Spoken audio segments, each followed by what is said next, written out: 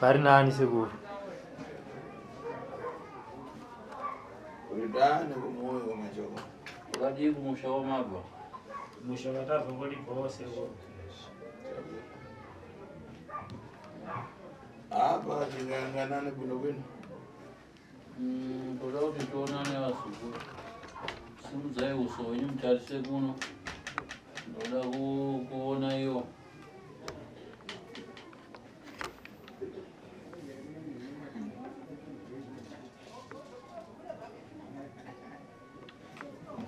Uya ndapara eti ndo yakubwa.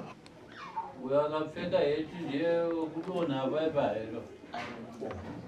Na ataseguru. Uyo ndo wakuromba. Indi. Uyo ndabufu. Ora, ndiyo akapfeka eti ndiyo kuromba chinhu chako chikabatwa na shefa. Inde chabiri chimwecho.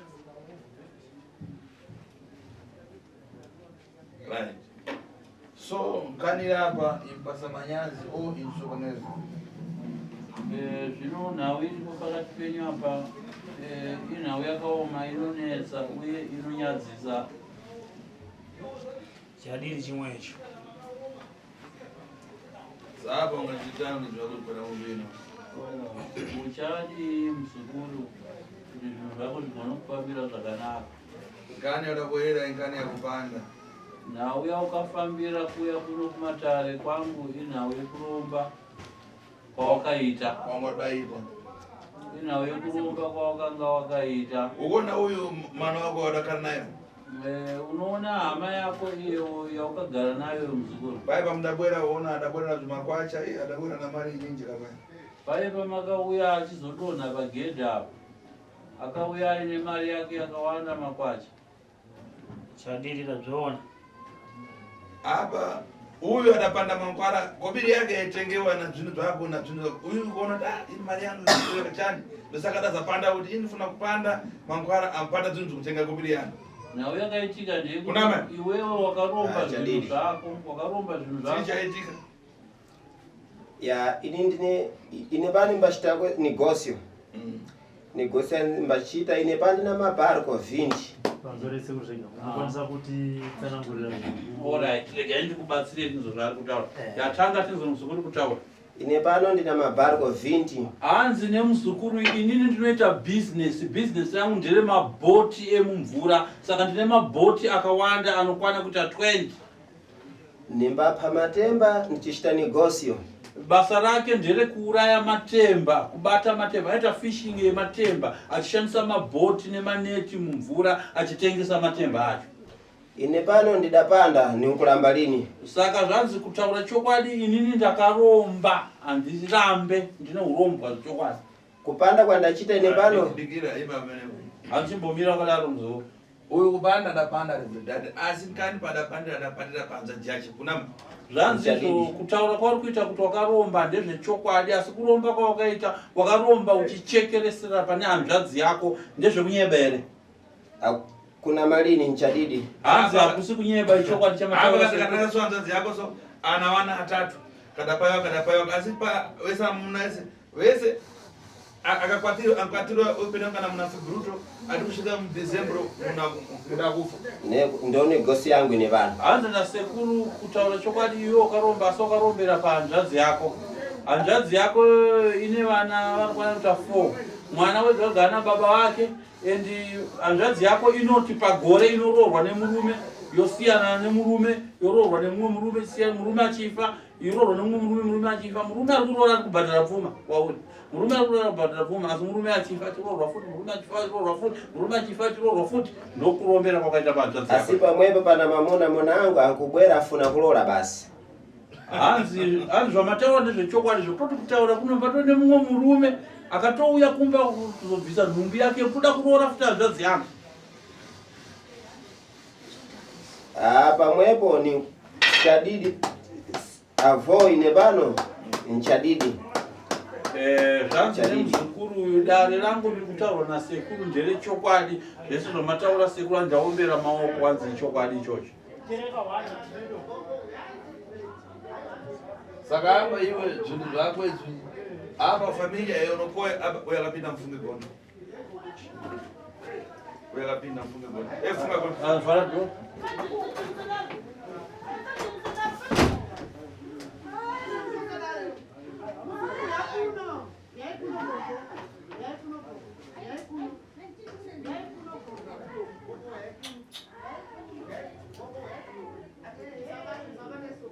apa nyama yemuntu pinda kumuya mumuyana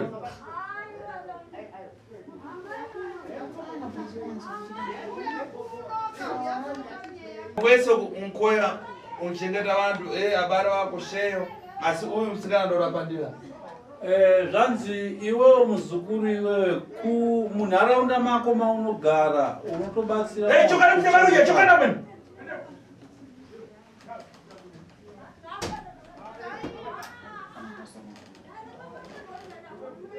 ndidzo rini hanzi ndizvo here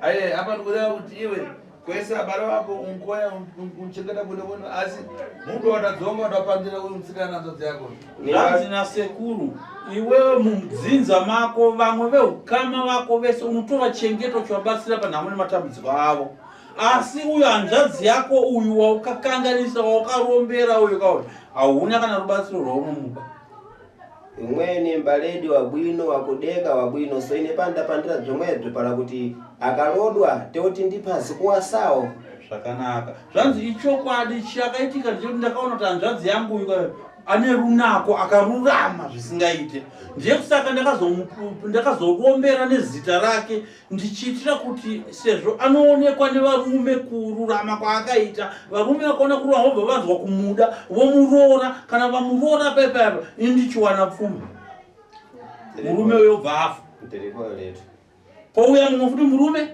womuchiva futi kururama womuroora achimuroora murume achibva afa pachiuya mumwe murume tichingodaro andourongo wako wandakaromba tichichekeresa panhanzvadzi yangu enda apa inamukani chitiuza kuti iwe kuzapata mangwara kuti upande chini chauyo mangwara udaona kupona saka iko zvino hanzi nasekuru chitinyatsotijekesera kuti kusvika kuti uzoromba mushonga wako waukaromba iwe ukakwanisa kuzobata chikwambo chakarombwa neuyo chauya chichikutsverera mari ichi hanzi wakazvironga sei chii chakaitika kuti uzonoromba chikwambo chako chinova chikuru chakazokurira chikwambo chio chikapa kuti ugonobata chikwambo cheuyo wakazvivamisa sei chii chakazokutuma kuti unoromba chikwambo chocho ine pano imbachita negosio imbachita dzedza kutroka likobiri ne hanzi ini ndinoita business rebreak market yekutengesa mari ya nimbachita dzomwedzo soki ndikaona kobiri yangu yedzo ikachita ndikachita dzomwedzo ndikaenda kwadoka ndikafika kumwe ndikakontari kobiri yandakontari lero mangwana nezana kobiri palibe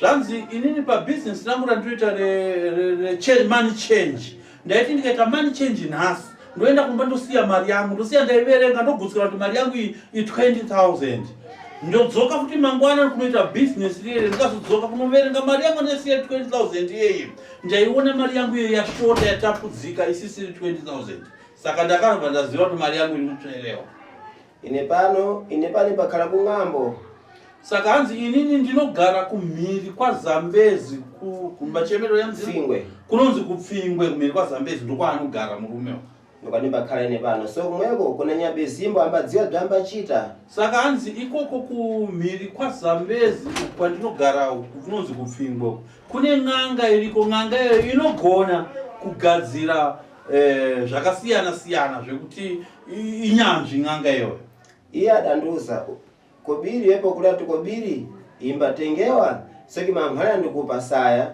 unkatira usiku chinthu chikutenga kobiri yakoyo unchipata.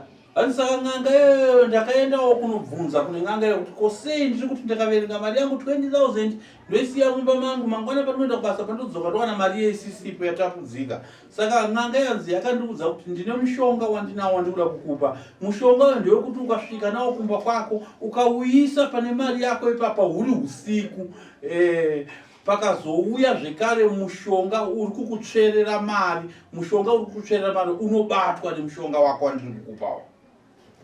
Ine pana vo ndine muntu ndina dzangu kumwiko. Saka gogo ndimi muri kuudzwa. Sekuru ndimi muri kuudzwa. Alright. Saka sekuru ndiri kukuudzai kuti ndikuda kukuzivisai kuti zvamuri kundiona ndotoriwo munhu akarongeka kumusha kwangu hazvine zvinhu zvangu. Ndina makaro, ndine mota dzangu, ndina kweza mabhanga ne. Zvanzi uyezve ndine mashops. Ndina bzinthumbo bzandinabzo kumwiko soki muntu ambaona nathupira ndina loli ambanyoza. Zvanzi inini kumusha kwangu ko ndakarongeka ndine motikari dzangu, ndine dzimba, ndine mari, ndine mabhoti, asi kana muchindionawo nezvandiri vanhu vanogona kundishora nekamiri kangu vachiona vanenge ndingoriwo munhu wemanga asinawo pfuma yake. Handine mupfumi kumbawo. Ife pankani yatikufuna zvinhu zvako pankani yatikufuna iso inkani ya mankhwala kuti iyo mankhwala unatenga tsopano iyo kuita profit yachani ukuuraya vanhu kuita sei. Hanzi nasekuru zvese zveupfumi wako ndezvako shamwari, usauye kuzoita pride nazvo muno mudare mangu. Nauya ndiri kuda ndeyekuti utijekesere nezvemushonga wako, marombero wakaita mushonga wako uyu, uye wotidzidzisa kufa kuri kuita vakwasha vako ava. Iwo profit yako, benefit yako chauri kuwana pakufa kuri kuita varume vasisi vako ava ndeipi benefit yacho? Nokuti kwakudeura ropa kakwana kupera kufa. Ine pano kuchita zomwe bzakuchitika ne mbadziwa basi kuti mukukhala muntu ntsiku zino somfuna kobiri kufa kwakuchita epati ndadzona kutsogolo. Hanzi nemuzukuru hanzi igaroziva sekuru kuti mazuva anaya upenyu hwemunhu kuti munhu ugone kurarama imari. Saka ndakazvipira murega ndichengesa zvadzi yangu vanhu vafe. Kana ini mhosva yandiri kupara inini kungava kudenga kuna Mwari tozozviona kudenga kutangira ipapo.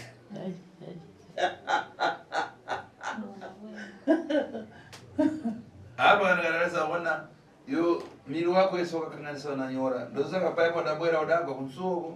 Ndaziyangana. Aina sema wafikapo pamoi paatu wakuru.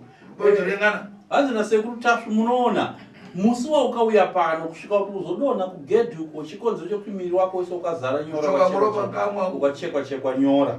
Kuchekwa kukaita nyora kubhabhatidzwa pahuro iwo wakapiwa kun'anga kwakanopiwa ipo. Ndo zvakapa kuti usvike pagedhi apo uite mhikidzano nemishonga yangu yandakajara pano pasuo rangu ndakajara mishonga yangu yekuti munhu uyo akasvika pano anotofa. Saka iweyo ipo papa wakaita hako laki rekuti wakauya pano usingazive kuti uri kuendwa nekun'anga, wanyeperwa kuti uri kunopiwa motikari. Saka ndozvikakuponesa izvo. Dai wanga ukauya hako zviye zvekudherera musi wepo wakadonha uchibuda ropa mukanwa veve ingadai ndikakuomera moyo ndikatokuuraya. Ine pano nchadidi. Zvanzi aiwa ndinotenda zvamataura sekuru ichokwadi ichocho. Ndanga ndafa. Ine pano ndidachita tembayo pakobiri yangu imbatengewa ne. Ndina mwanzangu ambachita negosio mashi iye ali pantsi pangu ine pano ndili pa dzaulo. Hanzi chandakazviitira ndechekuti inini ndine mari yangu yandinayo. Saka mari yangu yanga ichibiwa ichitsverwa zvezvezvi. Saka ndine mumwe wangu anoitawo basa rakafanana nerangu. Munhu yeye anototi mari ikatowanda kudarika iri pasi. Vanhu munhu yeye anototi mari shoma pane yangu ini ndototi mari iri pamusoro kwaari. Saka munhu yakaita iye ambatuma bzinthu bzashe bzichibwera kuzatenga kobiri yangu. So ine pano na mtima wangumo ndana ndi kobiri zangu zingutengewa bzili bwino nditani ndikonze kukonda kwa ndachita ndidapata chinthucho chikhamba chosa nkhope iye mwanzangu. Zvanzina anzi ndakaona kuti mumwe uyu munhu ndikaona kuti mumwe wangu watikagarisana naye apa anga ane mushonga wake wanga uchipedza kutora mari yangu. Saka ini ndokusaka ndakazoronga kuti rega ndinotorawo chimushonga chinodefenda mari yangu kuti mari yangu irege kupota ichitorwa. Saka anzi chinhu chachona ichocho chaibudisa uso hwakewo. Pachikauya ndakachibata.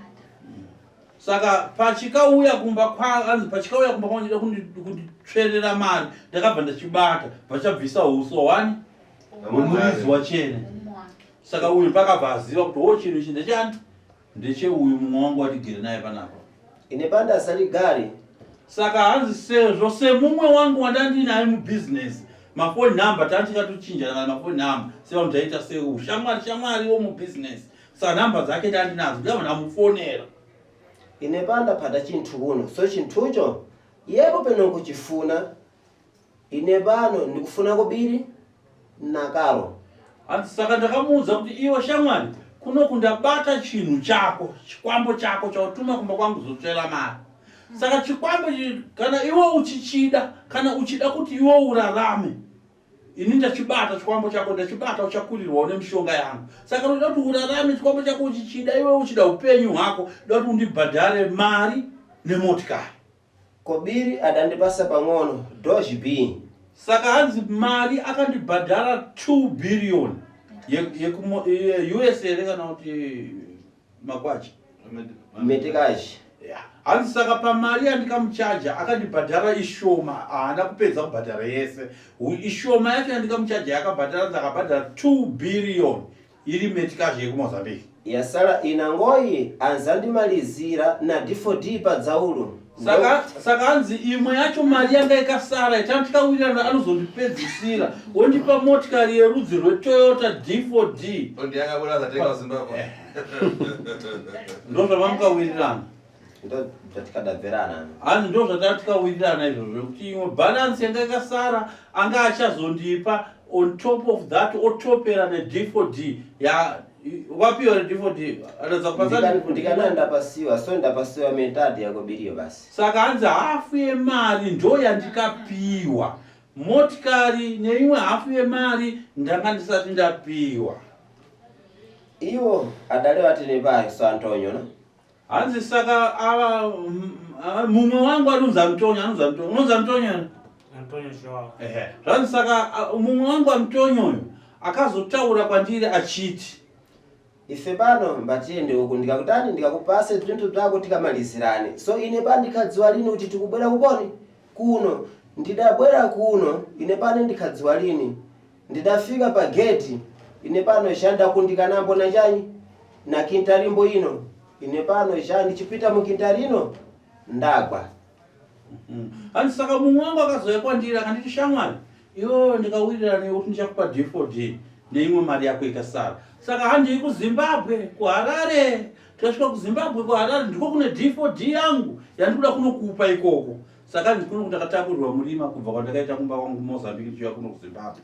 Saka hanzi ndakangouya ndichitondiwenda kunopiwa motikari. Saka pandikazosvika pagedhi apo ndizi pano pane motikari sepagedhiwo penzvimbo yanga ikatewo mhiko dzinopikisana nemunhu wakabata zvakarema ndakabva ndakundikana ndazongopera simba ndakudonha basa ndazvozoziva. Ndilibe nechibozi chandazakwanisa kuti ndichite kuti pomwepo zvaipa era kufa muntu. Zvanzi handina kana chimwe chinhu chandingatonzomukwanisa kuti kuita zvekutoti panguva yachona iyoyo rwanga rwatova rufu rwandandasangana narwo.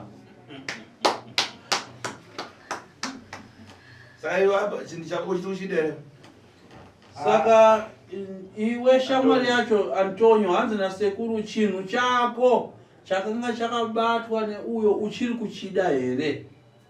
Kureva chadidi sekuru chinhu chachifuna limbo ne pang'ono. Hanzi kutaura chokwadi tateguru chinhu chandichachida kana handichatochida zvachose. Ndaona chimpesa chinhu chimwezve. Ndakadzidza kuti zvinhu zvikazvi zvinourayisa. Asi pamwepo ndinachikhulupiriro kuti sekuru bzvinhu zvasara kumuiku nifuna kuti bzichoke pamwe pangu panokona bzvindimalisa mbumba na maakale apa nasara kale na napaimbozi agora edu chitalini kula mangwana mudzasaya kuima naye. Chikumbiro chandinacho sekuru ndechekutoti ininiko zvino zvindadzidza kuti zveurombwa izvikaizvi zvakashata, saka kumba kwangu ndine humwe urombwa hwangu wandandinawo, saka ndiri kukumbira kuti urombwa ihwo sekuru mundiparadzire nekuti hwandipedzera kundiurayira hama mumadzinza. Saka kana hama dzichipera dzisikufanira kuurombwa hwandabata, mangwana panozowanikawo chinoda hama yako, ndinogumisira ndisina hama yandinomirawo nayo. Pamusoro sekuzveka uyu Antonio paipa shona ndanganoenza anokuremedzai zvimwe ngaataura unoshona zvaanogona uzi anotraya kao Antonio dzanzi iwewo shona unenge unokwanisako kutaura, saka vari kukumbira vari muno mudare kuti unozondipinza inini sekuru wako zvega sainterpreter kuramba tichingoturikira mativi ese apa vakasimba ka saka ndozopera mafensi nekuinterpreta. Saka tiri kukumbira kuti uedza kurerusa ururimi rwako wedze kutaura kushona kuti iwo nyungwe naye nambode kuzoita deep nyungwe yakureruka yekuti vanhu vagone kunzwa. Kana shona unogona taura shona pawo kuti kana shona unotaura hako nyungwe asi iche kuti nyungwe igone kureruka kuti igone kunzwaona. Alright, ya papa shadidi ndatukoma kuti paye ndabwera na bandiki ndala. shona Ndidauya na mdala uyu akasiriwa na babangu batidogo tomba maova. Sitakataka tisingaone ndowaya ichi ndakatenda kuno watola kumuna ndichitadziona udzangu bati vakatozoramwa kutoenda kuti tanga tisingaziona zvauri wa mkomanga akafa andina kuziva ndi wakauraya saka nasuno vakatoenda. Saka apa ndakutoti bhetawo zvasaka kumba kuye girazi riye sekuru advisire. Alright, muningina baba wako akuperekedza musi hapo akaramwa noti angasingazive futi kuti ndo nhau dzatikuwira kwa sekuru. Alright, sekuru paipa akati alright angasingaziva zvirongwa zvacho. Saka na bosi amoni vanongaudzawo kuti mbatende ndikakupesei. Saka iyo paadadzaona madhara yangu achiva naye pabodzi akati apa mupurogirama yabhona ngoti akomoda kuti aitite chitimunya mangwana witness azoziva kuti zvokufamba sei. Ndisaka ndakaya nawo. Saka sekuru indi ndinotenda kuti makandibatsira ndanga ndisina tarisira kuti vachasvika. Saka zvaita zvakanaka zvinhu zviye kubva pamakazvibvisawo futi kwavari ndafiti miri yangu yaraita isina kana problem kuti kudzimbiwa ndanani. Saka ndikiitira zvasara kumba uku manje kuti mangwana ndisazofunga moyo kuti ndinouraya vanhu.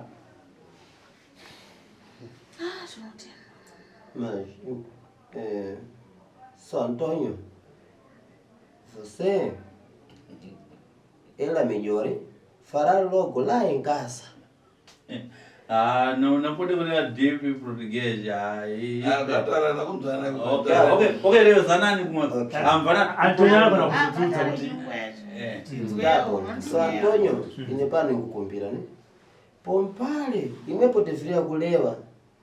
So Amon bzintu tidaima tinepai ife pandi kadamalizirana kumwe nyakanani modini pano ndikadafa kuno. Alright, yeah, pamsoti tulikire. Zvanzizvo ndine urombo kwauri Antonio anditika zvinhu zvichokwadi zvakaitika asi ona mumwe wangu manje zvaukazoita ukazonditakurira musaga ukazonditenderera dai wangu ukazouya kwandiri kwandibudira pachena tiri kumba kuye tikataurirana dai ukaita mumwe chirume ukataurirana neni chaizvo kadai wangu ukagara wandiudza kuti zvinhu ndafunga ndizvendise kwasekuru zimbabwe sekuru Tasvu ingadai ndandikabvuma kumba kuye tikaita se tikataurirana tikawirirana kumba pane zvaukazoita zvokuzonditaura ndiudza kuno kuzimbabwe ona mandanga ndafa mumwe wako apa tisekuru sei Antonio kuya kuno uyu muhama yake yairamba nechivi. Saka vaizotaurana papi paizobvuma akuchichezvinezvi ngatichitaurirana nekuti abata angada kufa. Maybe boss Amonica, maybe boss Amoni vari kutraya kuda kuedza kureva kuti iwe Antonio wanga usingafanira waifanira kundiudza ndakwenda kwasekuru Tasvu. Dai ndikanzwa kwakuti wakwenda kwasekuru Tasvu ndaizotya kuti uku ndinonofumura. Sekuru Tasvu anomuziya. Aimuziya. Boss Amoni wanga singaziye sekuru Tasvu. Asi boss Antonio vaikwanisa kuzotsanangura kuna boss Amoni kuti iwe kuna sekuru anopedza zvinhu sekuru Tasvu saka ndakukuendesa ikoko. Otherwise boss Amoni vaigona kuzocha vowirirana zvavo kumba. Ndo zvavatoedza kureva. Nzorera mudziyo Antonio dai akauya achiti dai wakamudza chokwadi kuti ndiri kuenda kuHarare kun'anga inonzi sekuru Tasvu aibvuma here.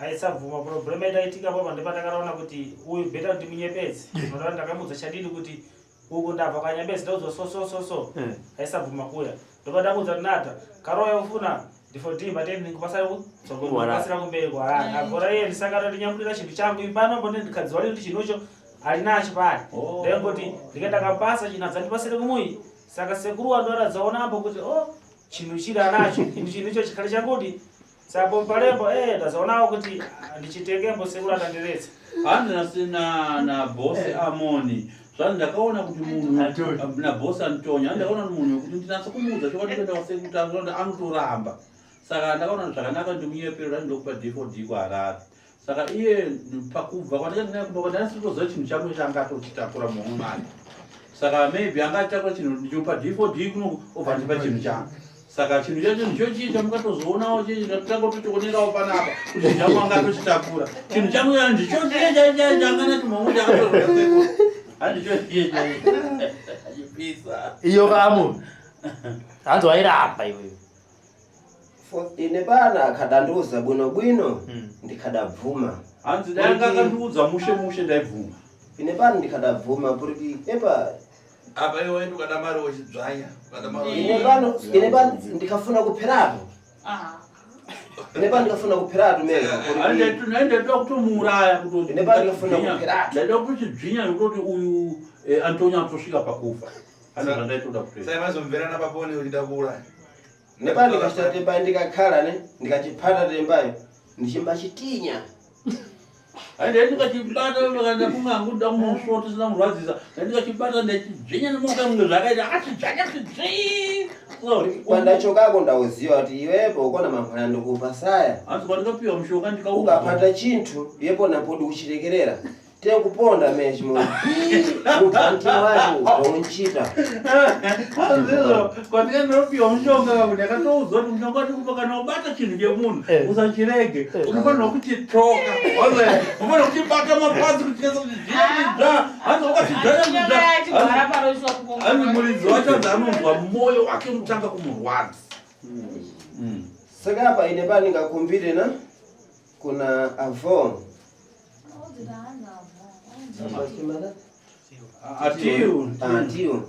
atiu ine pano ndikukumbira kuti zvandachitazvo ine pano epa uyu ni mwanzangu itapedzwa ndachita ndiyandabwera ndidachoma pano nendikadziwa line zvandikachita era kufa kwa munthu machi ndikukumbira kuti kwandidachoka nowenada pano pali padzaulu ine pano zvanifuna kusiya zventse zvandidachita ine pano zvanifuna kenda kapemphera nifuna kenda kuigreja zvakanaka baba asi sekuru anzi ndiri kukumbirawo kuti zvese zvandikaita ndikazviita nekusaziva naika ndaifunga kuti pamwe ndiri kugona ndogadza asi ko zvenda todzidza chidzidzo saka chikumbiro chandanacho sekuru ndechoti zvese ine handichazvita ndauda kusiya uye chandaona ndechoti kwandikaenda ndichinopiwa mushonga upenyu hwangu handairarama ndaiti ikoko ndiko kune nyanzvi kune n'anga inonatsa kugona saka izvozvo ndakura kuti n'anga iyoye zvinhu zvaikandipa zvikakurirwa pana sekuru tacho ndatoona kuti sekuru tacho ndova nditori n'anga hombe kutokunda n'anga ikandirombesa muMozambique so ndakumbira sekuti mundiregerere mundibatsiridze pane nyora dzese dzandikachekwa nezvimwe zvandikapiwa zvakashata zvese mundigeze ndichene sekuti ndapufuka zvekuenda kuchechi ndoda zvinamata zvese zviri muthupi mangumu hanzi zvese nyora dzandikachekwa mishonga yese ndikapinda muropa rangu yese sekuru andigezere epurisi pandafika pano ndafikira kugwa nendibe kudziwa kuti lero ndiri kuponi ndibe kudziwa zvese zviri muthupi mangumu mumashi panombo ine panombo ndadzusa manja tine pano kurepera zvai zvanzizvo kubva musa ndasvika pandasvika pakudonha zvandonisa ndo zviri mukati memiri wangu apo ndaiswa miri wangu ndiri kukusimbisa kuti uve murume usave nechinokukunda kana chinokukurira asi pandasvika panapa ndikadonha chipo chekutofa ndasvika ndikatofa panapa saka ndozvidirei handichazvida ndasimudza maoko ndasarenda handichazvida Sabe, iwe uyangabara chako wamaregerera. Bosi Antonio, zvanzi bosi Amoni muri kuvaregerera pa mhosva yakanga vakaita yekubata chinhu chenyu. Apa chandingataura chokwadi sekuru zvekuti ndikumbuke dhama mukara pamwe handichafuna lini hanzi ndinovaregerera zvekuti ndichafunga zvekare kuti ndichada mushonga ungaite chigumbu nawo kuti ndichaita chigumbu newe nekuda kunyaya yemushonga hanzi ndichada ndinototenda mimi sekuru nokuti ndimaita kuti ndirarame kuti akunodei risina mimi sekuru akabwinya chinhu zvaadorora akita so denda katofa Bona mzonyi wacho wakachita. Saka handichatoda saka ndinoda kutosununguliwa futi nokuti apa so ndakuona zvakanakira vanhu vane vana vakuona vana vavo saka inini handina mwana mukadzi ndinaye saka ndinoda kusununguliwa zvese zvozvo ndikwanisiwo kuzoita vana. Okay. Iwe Amon, iwe sanda kusunungura hanzvadzi yakoyo dati uye naye pano. Amon, handina sekuru ndisati ndakusunungura Amon. Wakakwadza hanzvadzi yako. Saka handingangoti nhasi uda kusunungura hanzvadzi yako ndimusiya ari padambudziko iroro. Ndinoda hanzvadzi yako kuti uye nayo pano. Amon. Boss Amon. Ati auda kuti mubwere nasisi vanhu kuno. Adzasununguruwembo wala kuti akwanise kurodwa nomurume achikhala naye sekufa. Vari kutaurirana bosi Amoni wanga usiri kunasonzwisa shona havanzwe saka bosi Antonio vanonzwawo saka vanga kubvunza bosi Antonio kuti zvanzi chiyapa ndanzvengewa neshona yacho saka vanga vakumbojekeserana vajekeserana vaudzana kuti zvanzi iwe hanzvadzi yako yaukakanganisa kuti irorwo nemurume achita mwana mmoja achifa murume irorwo nemurume iwe uchiwana mari nenzira idzodzo zvadinasekuru hanzvadzi yako toda tawe pano ndiyo toda kutanga tasunungura tikasunungura tozosunungura iwe wazvigona kuti kusunungura hanzvadzi yako chiisiya padambudziko Ndizvo. hanzi nasekuru tiri kuwirirana here apa ndizvo zvimwezvo mwamvesesa tikubveka Okay. Zvakanaka. Iwe toda kuti kagirazi kako tukada kuona hari yawaisa girazi rako. Antonio Sekuru une kagirazi kako nehari yako yawaisa kagirazi kako aina sekuru tozvida kuno tinotenda igone sekuru. kusunungura Tinotenda. Ndikukumbira apa pamwe kuti adzangu pamukumuika adzandiona patelevhizoro pamafoni adzandipa ndikomadao pambumba zhinji kuti nidzabverana nane nawo pamwe kuti munzaonambo manera kuti munditambotani kuti tisapatani kokweyo. hanzi na bosi Antonio sekuru ndiri kukumbira kuti kumusha uku kune hama dzangu dzanzwa zvikawanda zvandaburisa pano vachandiona paTV vachindinzwa ndichitaura paTV nezvehama dzangu dzandikauraya saka ndikutoziva kuti hama dzangu hadzinofara dzinonorwisana neni kana kundibatira matemo kunditema saka ndakukumbirawo zano kwamuri nekubatsiridzwawo kuti kumba ndisazopinda padambudziko rekunorwiswa nehama. Aya tokonza vana mankwara. Zvakanaka nyasema tokugadzira nemushonga Totenda kurwisa zvakanaka. So mushonga wako chayana ugoreni. Nekudaro toda kunzwa kwauri kuti mushonga wako wataurwa nasekuru kuti uri kudiwa pano uchauya nawo rini? Impano sekuru zvine handisi kutozvida kana mangwana ndikakwenda muchibhombo ndichirenda kutora noda kuti zvikundifuyisa kumwiko. Zvanzi naAntonio moyo wangu iko zvino hauchatonzwa kuda zvemushonga zvekuti kana mangwana ndinogona kukwira bhazi ndikaenda kunotora kuMozambique. Soki patali takakwira bhazi pano machibhombo atete tfika kuuye tidzapakira karo tichiendatu takapita pabhodha pakaro yoko dzofika kuti dzapata bharko kuti dzaenda kusoka kunoona 3D au kwatodiya kutsogolo kuti ndidzabwerera. Saka hanzi dambudziko randingatongoita nderekuti kuuya kwatikaita pano kuno ndakaona kuti rwendo rurefu kubva pano muno muHarare kunobata pabhodha tozobva pabhodha tichakwira futi dzimwe mota tofamba tosvika pamvura pana Zambezi tichakwira mabhoti tozayamba mabhoti toenda kumusha kumhiri kwaZambezi kupfingwe. So ndingangoti muchidimbu tingangoda 3-4 days ndokwanisa kudzoka. Azviri babwira. Rwendo rurefu zvakanaka sekuru vatenda dzapana chakaita. Tinotenda ndikubatsiriwa. Kobosa moni hanzvadzi inoyari Bosa. Ya pana bosa moni patenga shungama komukwato timbakhala kubodzi tinogara kubodzi nekubodzi saka kuti titofamba tese vyasha tenda koko saka mazuva yacho yanogona kutofanana nenyaya yekuti pamwe chete. Avo bosi Antonio vari kuti ndodaro mukoma Robert wabvunza kuti vabvunza kuna sekuru kana naye sekuru kubosi Amoni patakutanza kuti pakudiwa hanzvadzi yavo saka hanzvadzi yavo ingauye rini. Apa tiri kuda kunzwa kubva kwavari ivo bosi Amoni vacho. Saka bosi Antonio vakati kuti sezvo isi kunharaunda togara muvhireji rimwe chete, togara kumwe chete, saka dai zvaibvira taingobatana tokufamba pamwe chete takateverana. Ndokutaura kwacho nabosi Antonio, asi toda kunzwa kubva kuna ivo bosi Amoni vachona kuti vari kukwanisa here kuya nayo hanzvadzi yavo zvechokwadi vataure vega nemuromo wavo.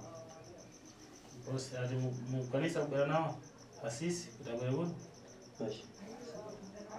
ipano ndalenda kuti tifike kumwe kwamabadali kuchoka pana te kuboda te tikapate gombe kuti tidzapakire bhari kwate kule tikumbira po 4 dia o 3 para kuti tidzakwanisa kubwerera na zvinthu tichenulike mabwinobwino. Lero ndingati lero chinayi podi tingalete pale lero machitikonda podi para kufamba tichite podi 4 dia chisinko podi kubwerera o 4 dia ya makita fera 4 fera mwe kwa machitatu chipiri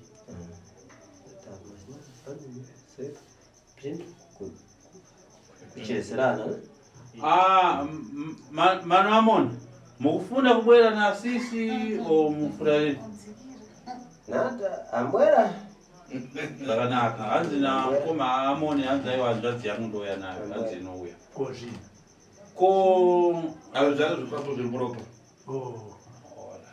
zvanzi zvinhu ada kukweshewa tichamukwesha hanzi nasekuru zvinhu zvabosi Amoni zvavakarombera zvikachekwa muropa ravo zviri mutsinga zviri muropa nyora saka hanzi nyora dzatichavageza tichavakwesha nyora idzodzo.